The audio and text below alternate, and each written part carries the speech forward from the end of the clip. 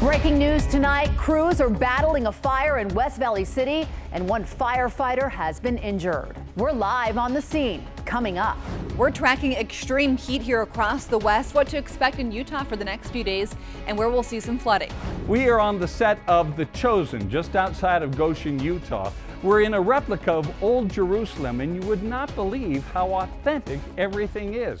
We'll talk with creator and director Dallas Jenkins coming up. I flew out just screaming, and then I remember just rolling on the street. Transporting a mattress almost ruined their wedding day. What went wrong for this Spanish Fork couple and their message to others?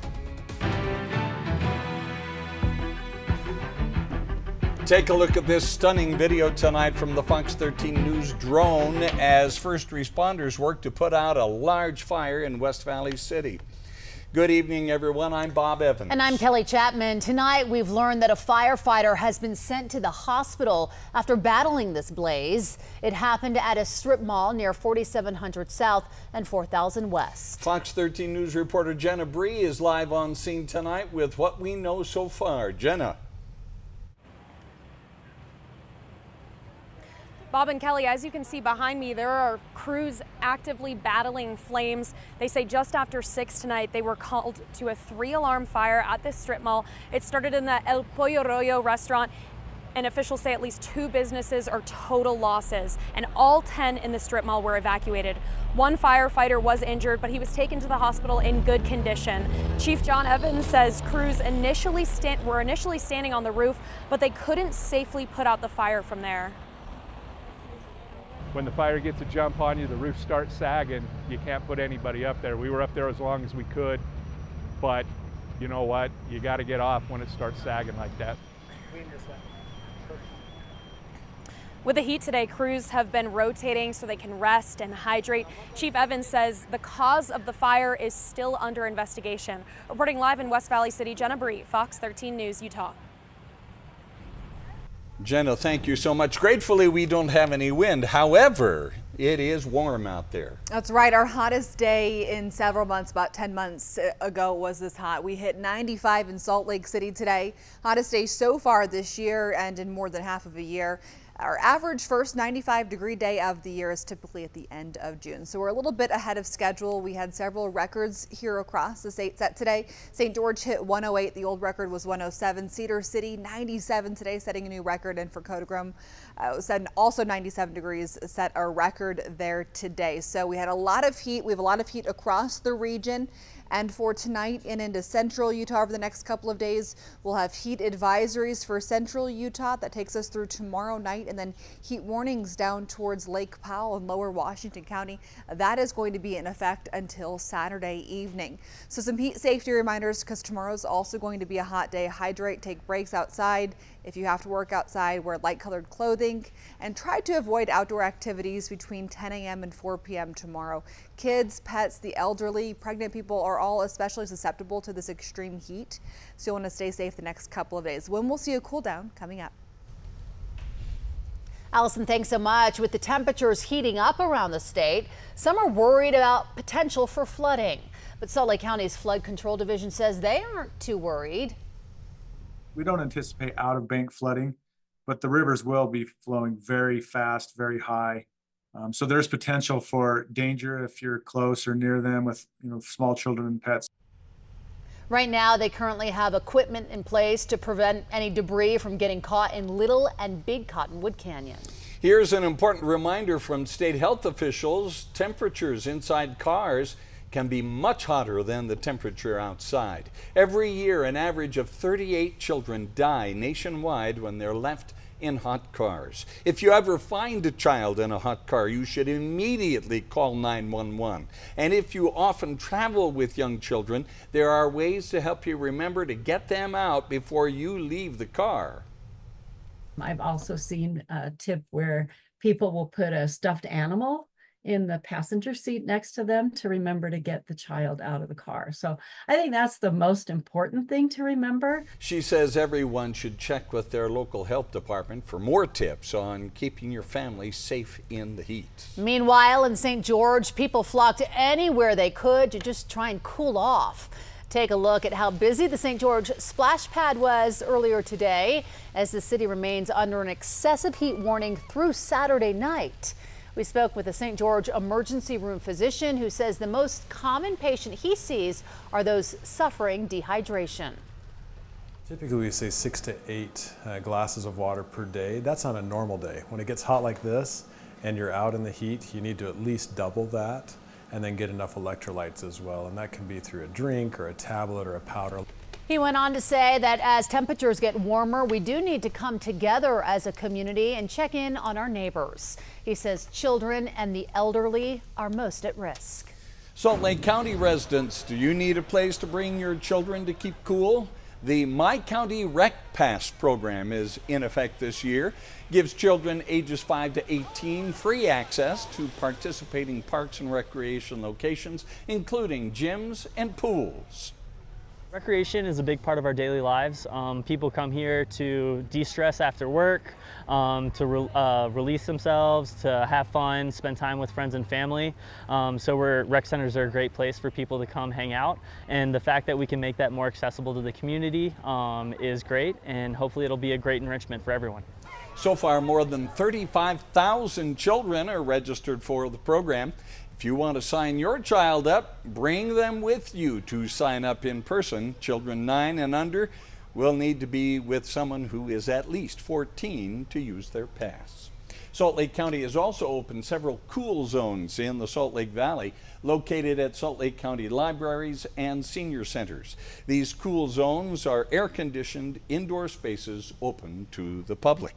New on Fox 13 News at 9, Ogden police are warning about the dangers of drowsy driving after a man fell asleep behind the wheel and then hit 2 parked cars. It happened just before 6 last evening in the 2800 block of Harrison Boulevard. Police say 22-year-old John Green was the driver who dozed off and hit 2 cars in someone's driveway, sending at least 1 man working on one of the cars to the hospital. Green was cited and released. The State Highway Safety Office says 2% of crashes in Utah involve a drowsy driver. Today, Salt Lake County District Attorney Sim Gill announced charges in connection with a fatal stabbing that left a 16-year-old boy dead after a high school graduation in Harriman last week. 19-year-old Keith McClendon faces first-degree felony aggravated assault with a gang enhancement.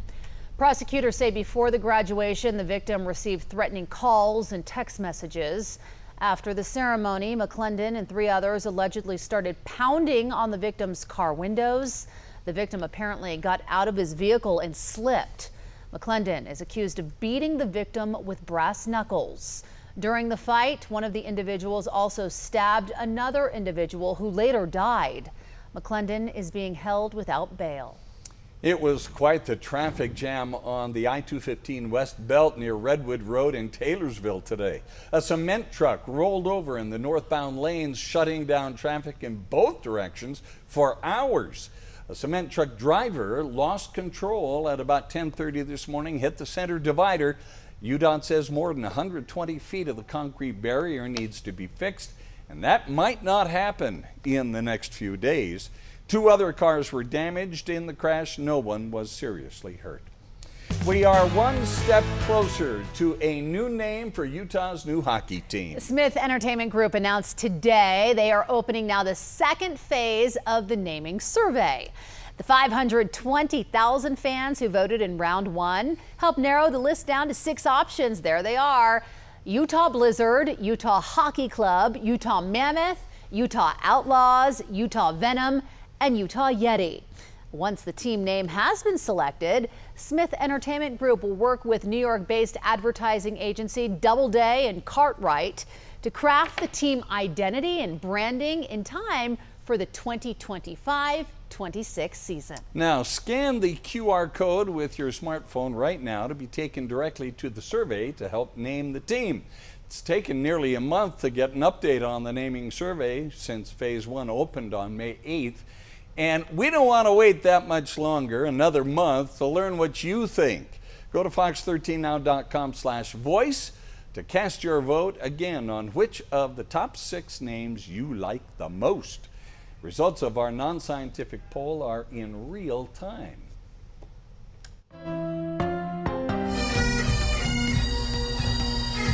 Today is the 80th anniversary of D-Day. Hear from the Utah Pipe Band, currently in Normandy for the events. Hard work pays off and is now set in stone. 30 years of hard work for Gardner here in Ogden, the special tribute he received tonight. It's like stepping back into old world Jerusalem.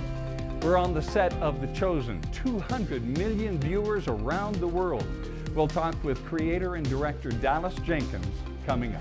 It's been a crazy few months for the BYU basketball team with the hiring of Kevin Young and all the transfers coming in. We'll hear from the Cougars coming up in sports.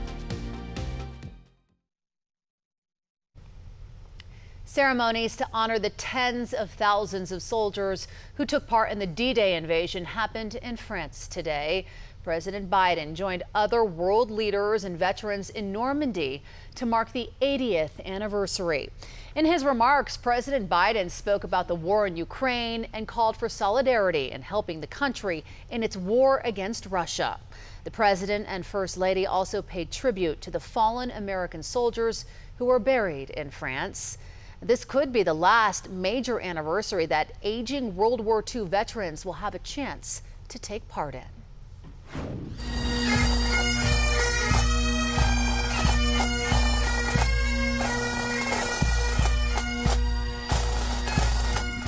The Utah Pipe Band performed at the Brittany American Cemetery and Memorial this morning in Normandy. We spoke with the band manager who is in France right now for the D-Day anniversary. His grandfather was wounded on that same ground during World War I, and his great uncle is buried at the Brittany Cemetery. Well, it was a great homecoming for us, but to be here and honor the sacrifice of the Allied forces that did such an amazing thing 80 years ago was humbling, to say the best.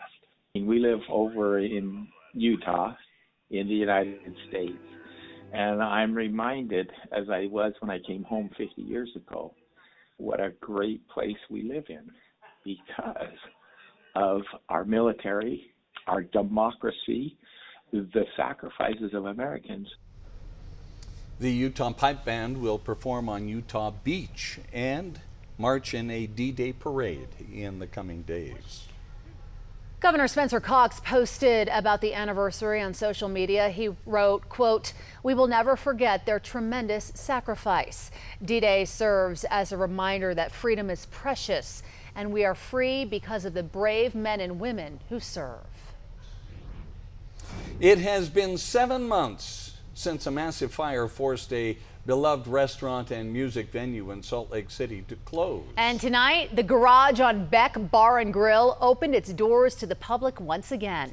At 5 p.m., customers were able to come on in and enjoy the comfort food, drinks, and the Roadhouse atmosphere.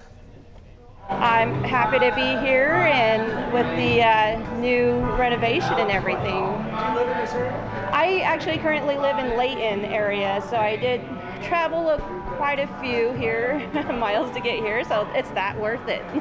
Extremely happy. I live in Bountiful, and it's definitely the closest place, best place to come in the world. How sad was it when you saw the back of that? Extremely sad, and I've been driving by every day waiting for it to get back open.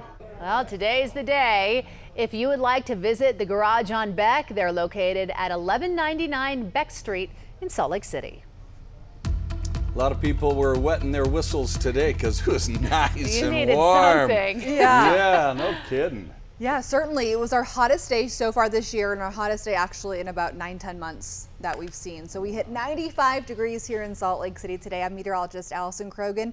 I unfortunately have some bad news for you if you didn't like today. This heat's going to stick around for a while. We'll have a couple of days that won't be as hot as today, but generally speaking, we are going to have a hot 7-day forecast. So with this, we have heat risks, especially for the elderly, young children, babies, pregnant people, all people who are susceptible to this extreme heat. Will continue with more concerns over the next couple of days. And then with the high temperatures, our waterways are running really fast, high and cold right now. So we'll have some flooding concerns, particularly over towards Oakley for the Weber River. And then we'll also have some storm chances over the next couple of days for some isolated showers or thunderstorms on and off over the next couple of afternoons. Pretty hit or miss, nothing too organized. So over the last 7 days, our temperatures have been on a little bit of a roller coaster, and things started getting hot yesterday. Yesterday we hit 89, and then today 95 degrees was our daytime high. So our hottest day so far this year, a little bit ahead of schedule for our first 95-degree day. That's typically later in June. But let's talk about the rest of tonight and into tomorrow. Going to have another warm start for tomorrow. It's going to be another hot day with a chance for some isolated rain or thunderstorms. And you'll want to make sure sunscreen, you're staying hydrated, taking care of kids and pets. And honestly, I would try to avoid being outside tomorrow between 10 a.m. and 4 p.m. if you can, especially across far southern Utah. And as always, a good reminder for your pets, just make sure you're touching the concrete or asphalt. And if your hand can't handle it for more than 5 to 10 seconds, then your pet's paws aren't going to be able to handle it either. So just a reminder, I know you guys know it. I know you know the drill of the time of year. Just wanted to refresh you on that. UV index for tomorrow is very high. So again, trying to avoid the peak hours outside will do you good on several fronts. Temps right now here across the state, it's still warm. It's 86 in Salt Lake, 87 for Ogden. And for St. George, my goodness, it is 101 right now as you get ready for bed. You hit 108 today, and that was a new record. So right now across far northern Nevada, we've got some lightning moving into Idaho, north of Elko right now. But into tomorrow, we'll have that chance again for some thunderstorms, mainly north of Cedar City for tomorrow. Not a big storm threat, but the chance for some isolated showers or thunderstorms.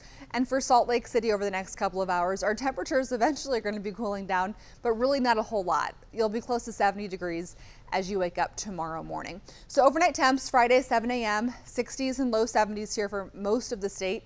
St. George close to 80 tomorrow morning, and that's part of the reason why that we have the heat warnings for southern Utah is because you're not getting much relief overnight. For the Wasatch Front tomorrow, we'll have our temperatures making it to the low 90s again, but we'll have partly cloudy sky times, potentially mostly cloudy late in the day tomorrow, which might actually help our daytime temperatures not get quite as hot as today. St. George, 80 when you first wake up, highs tomorrow close to 105. And so it is going to be a warm day here across the state. And over the next couple of days, we'll have the chance for some isolated showers to develop here in northern and central Utah. St. George, you're hot and dry. You're close to 100 to 105 for the next week, but tomorrow 105. And for the Wasatch Front, low 90s tomorrow. Chance for some isolated storms, very low chances through Monday. And then our temperatures are still going to be in the mid 90s by next Wednesday. We'll be right back.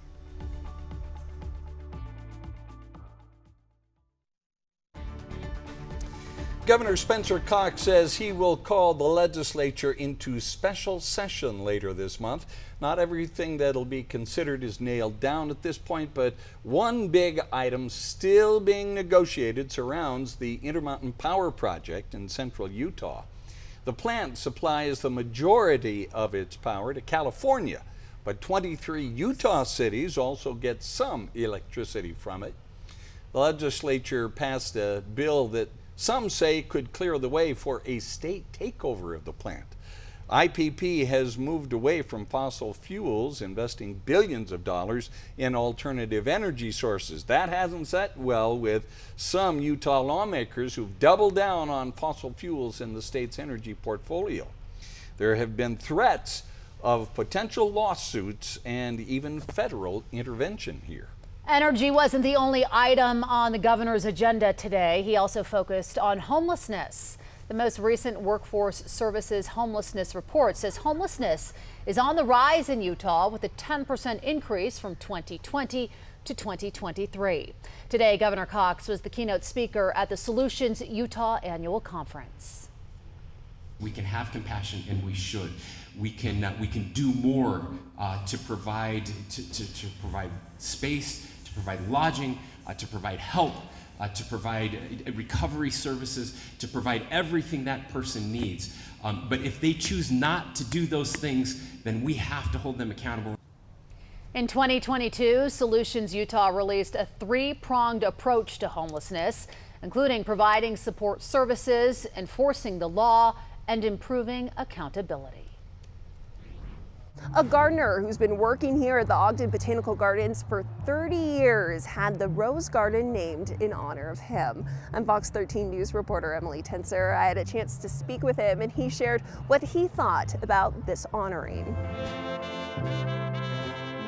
The North Ogden Community Band playing Unforgettable is a fitting song for an unforgettable man like Vic Robidi. Anyone who's came to the gardens probably knows he pretty much lives here. This is his second home. If you visit the Ogden Botanical Gardens, you can thank the 78-year-old master gardener for the beautiful roses that welcome you as soon as you walk in. This year it's not really perfect, but it's good enough. Fox 13 News first introduced you to Robidi 3 months ago during pruning season, but Thursday night, his beloved garden he's dedicated 30 years of his life to is now officially named in honor of him. He would have been just as proud of his roses in this garden with or without this dedication. He's a man of little words, but full of lots of appreciation. Feels great. I'm like in seventh heaven. It's an emotional sight for his children who grew up here and now bring their own kids to see Robidi's roses. People see him and he represents where he comes from. He wasn't born and raised here. He's from the Philippines. Normally when things like this get named, it's after an Eccles or a Romney or a Huntsman. So to see my dad's name there carved in stone, it just fills me with pride. Now the local legend's story is set in stone. We'd love to keep him forever, but we know that his name will be here forever. And really amazing that, his name gets to stay with the garden that he dedicated so much time to. In addition to honoring Robidi, the event had a goal to raise $6,000 to tend to the Rose Garden's upkeep and improvements, and they're still collecting donations. You can find the link to that at fox13now.com. Reporting in Ogden, Emily Tenser, Fox 13 News, Utah. The set of a hit streaming show, an ancient city recreated in the Utah desert. Years ago, I visited Old Jerusalem in Israel. It's an awful lot like this. Fox 13's Bob Evans visits the set of The Chosen and speaks with the creator. The fact that the show has grown as big as it has obviously is beyond something that I could have imagined. We're getting a behind-the-scenes look at how this extremely popular program is put together. Coming up next, only on Fox 13 News. Welcome back to Fox 13 News at 9. We continue to follow breaking news in West Valley City as crews battle the flames at a strip mall. Let's check back in now with Fox 13 News reporter Jenna Bree. Jenna, what progression has been made there on the fire? Well, crews are still battling flames. There's so much smoke everywhere. You can kind of see it around us. Officials say just after 6 today, they found the source of the fire was at this Mexican restaurant at this strip mall behind me. Officials say at least 2 businesses are total losses, and all 10 in the strip mall were evacuated. 1 firefighter was injured, but he was taken to the hospital in good condition. Officials say the cause of the fire is still under investigation. Reporting live in West Valley City, Jenna Bree, Fox 13 News, Utah. There is a remarkable thing happening with a streaming series you've probably heard of. Perhaps you're even a huge fan. The Chosen is now in its 5th season as it dramatizes the life of Jesus Christ and those who knew him personally. This groundbreaking historical drama has more than 100 million viewers around the world. Put that down for a catch. All right. That's your word. It has become a landmark production with a fiercely loyal following.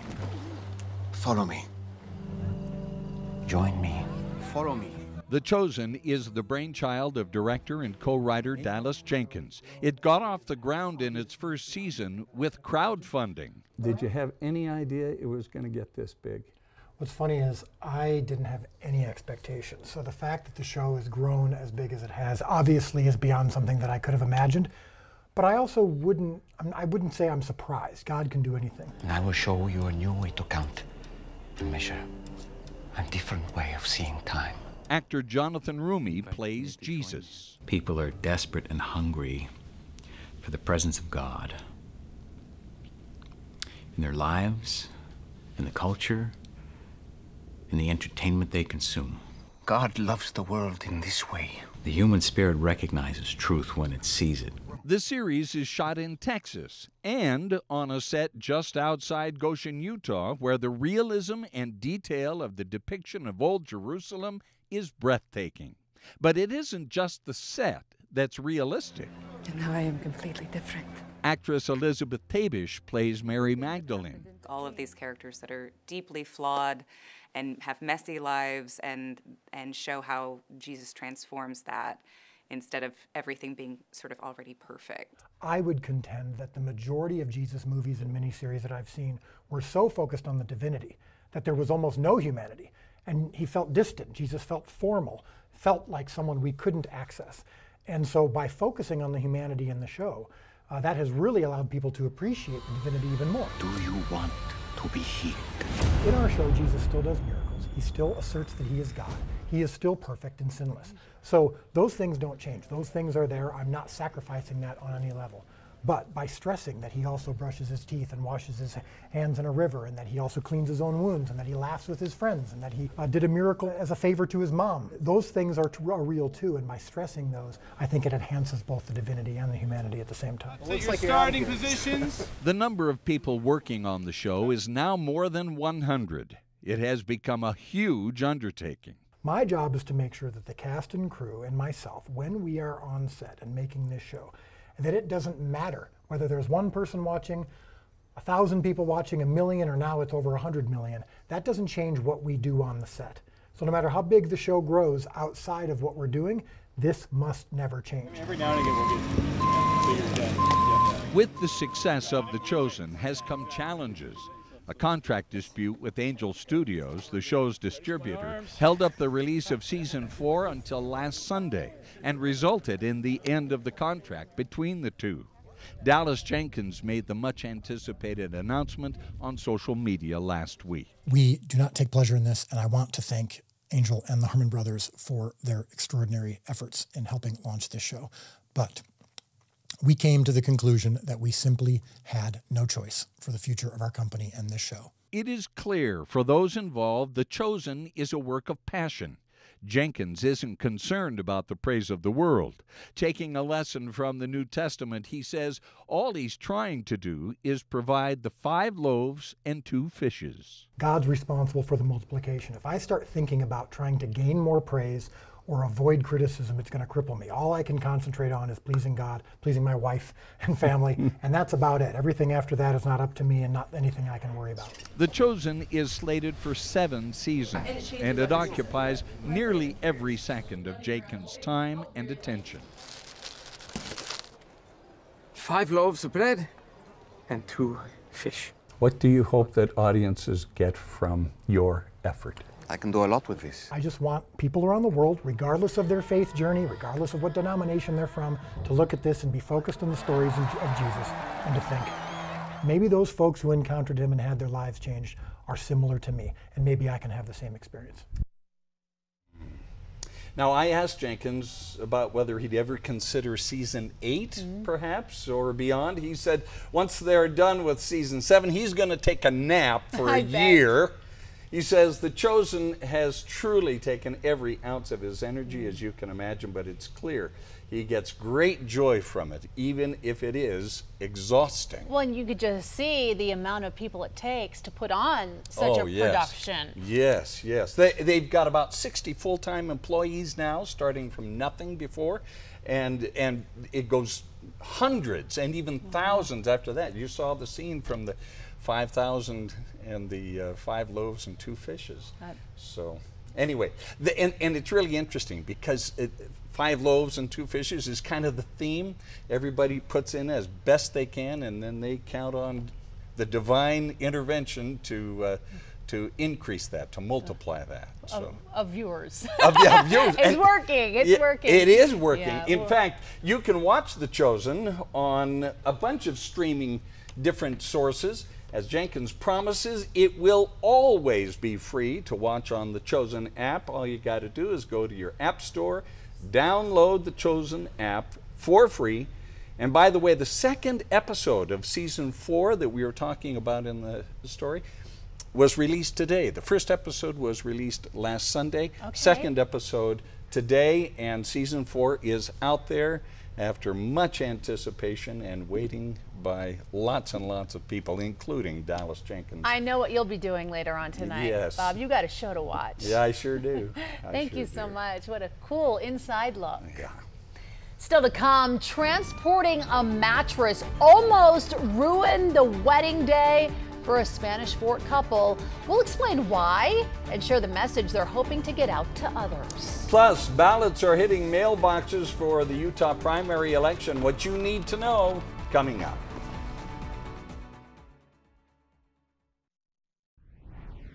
Just into the Fox 13 newsroom, the Davis School District and an ex-employee have agreed to a settlement to resolve a discrimination lawsuit. The federal lawsuit against the Davis School District alleging administrators failed to respond to discrimination against students and employees was dismissed with prejudice.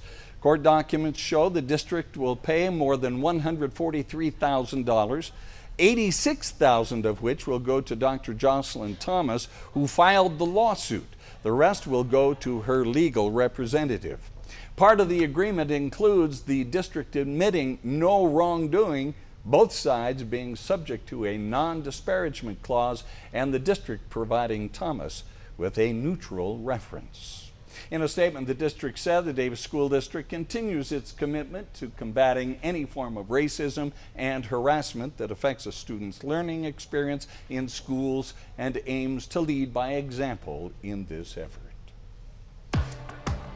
Spanish Fork newlyweds are speaking out about the importance of securing items when you're transporting them in a car or truck after an incident almost derailed their wedding day. This is so bizarre and so scary.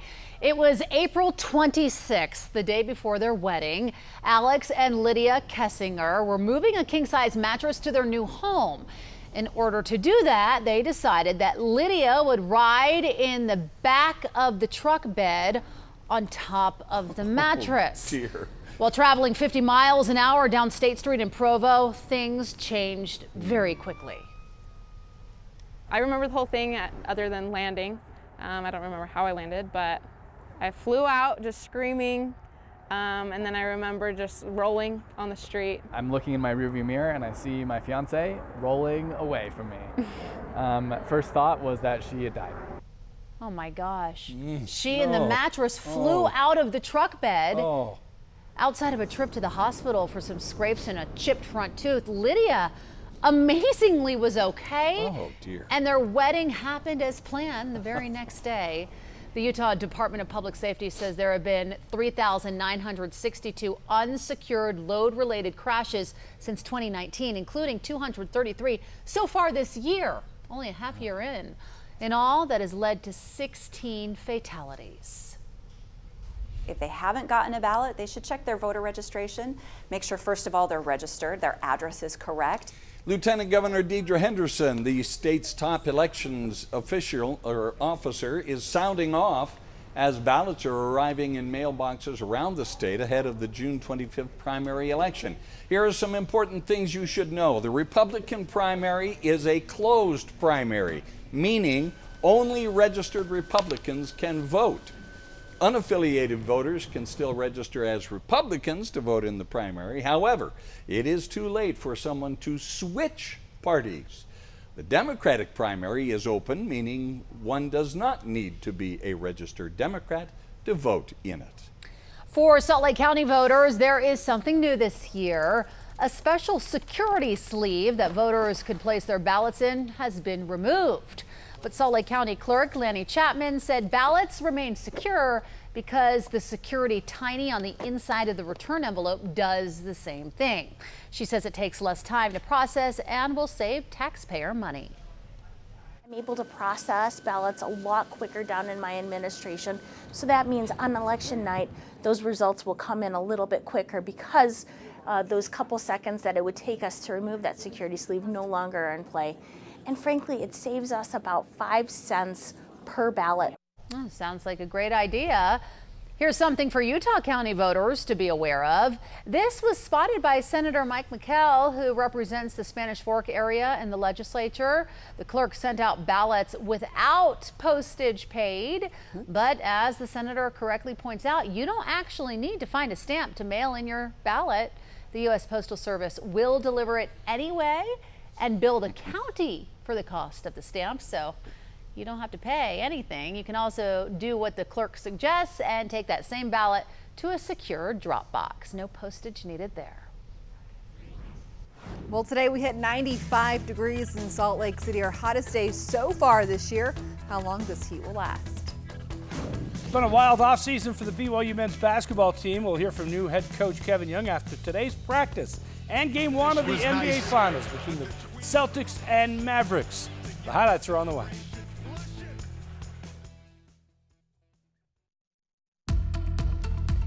It's going to stay hot for a few more days. The heat is on. Oh. You know, the heat kind of gets to you sometimes. Yeah. I can see that. I can see that. I hope Kelly's kids are watching. Of course like, they Mom! Mom! That's not my mom, no. I have no idea who that woman on TV is. Yeah. Well, it was hot today. Kelly can sing that song for a couple more days as the heat will And be she on. will, I'm sure. Yeah. She's checking her phone. She's going to have a text from her kids right now. Salt Lake City right now, temperatures are still warm out there. We've got 86 here in Salt Lake City. Our wind is out of the north right now at 7 miles per hour. With this heat, though, we do have some concerns. So let's talk about where we currently have a flood watch.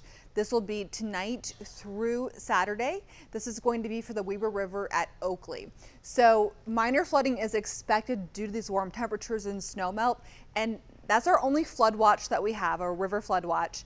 But I do want to let you know that we have widespread high flows expected because of the hot temperatures. So most high elevation watersheds that have not peaked yet will be peaking in the next few evenings and overnight hours. So please just use caution in your waterways, especially with kids and pets. They can quickly get swept away. So something to think about for sure the next couple of days.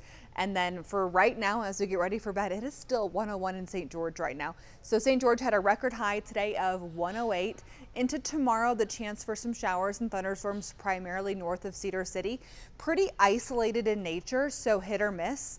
Same thing on Saturday, but better chances for those to be in the mountains over the next couple of days. And by Sunday, we could also see some isolated showers and thunderstorms across the region. But for the most part, we have a hot and we have a mainly dry 7-day forecast.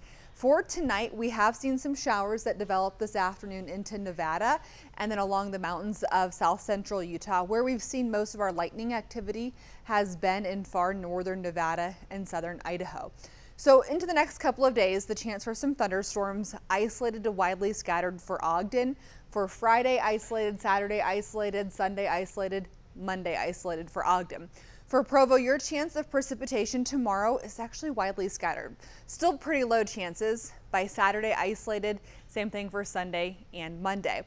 So with this shortwave trough this weekend, we're going to see our temperatures cooling down just a bit, and we also might see some additional clouds at times, and that could also help limit any daytime heating.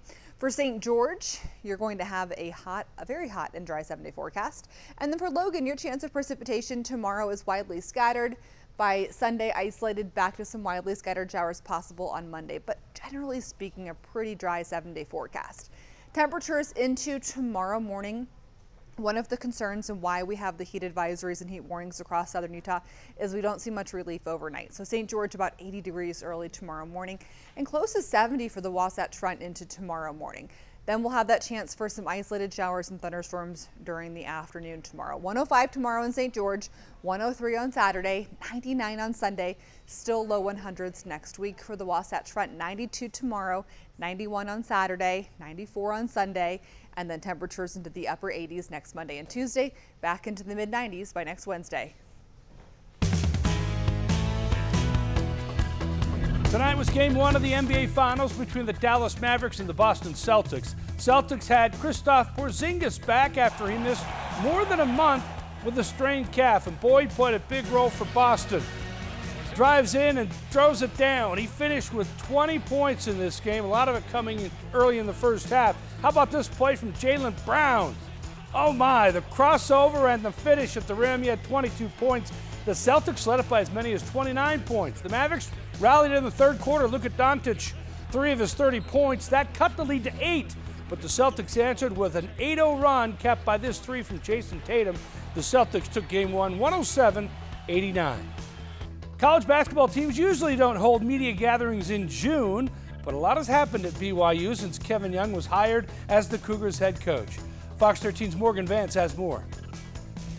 It has been 6 weeks since BYU was left scrambling, trying to recover from the sudden loss of Mark Pope. Turns out Kevin Young knows how to work quick himself, assembled a top-notch staff, all to recruit top-notch talent, all as BYU begins summer practices. The new look began with in-state prodigy since pried away from USC, Brody Kozlowski. Utah big pulled out of the transfer portal, Keba Keita to follow, setting up a trend that only seemed to get better and better with time.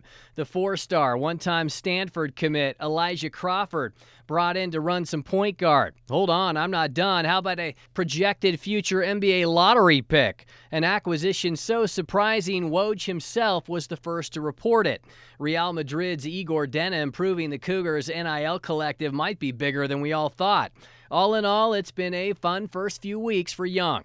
Coming out from under the hole we were buried in for a little bit, getting a lot of stuff checked off the list. Staff is pretty much complete. Got a few more things we're doing there, but that's been a big thing. We've all been spread out, so to get everyone in the same place has been really helpful. Excitement is kind of the first word that jumps to my mind. We get a whole off season to kind of figure things out. It's a little bit of uncertainty, I would say, just on how we all fit together, still learning what Coach Young likes and doesn't like, and so it's going to be a process, but I think we're bringing in a lot of amazing pieces, and we kept a good core, so I think that's going to allow us to be successful down the road. Young also said that now that his kids are done with school in Arizona, they are close to buying a house and making Utah County home permanently. From Provo, Morgan Vance, Fox 13 Sports. The college landscape has changed with NIL and transfer portal. You got to either accept it or move on. So these guys are probably getting paid. Oh, you bet you are. They are. NIL's a new game in college sports, and people show up when they get money. And it's happening at every everywhere. big happening university in every and college. university. You So gotta keep what kind up. of money are we talking that could happen to get big name recruits? Well, the guy from Utah State, Great Osibor, went to Washington and got $1 million. So, oh my goodness, or $2 million, I think. Yeah, we've got more stories to do here. Thanks, Jeff. We'll be right back.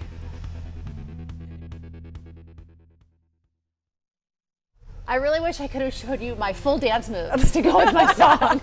We're out of time, Maybe tomorrow. unfortunately. Oh, rats! Quick Cast is next.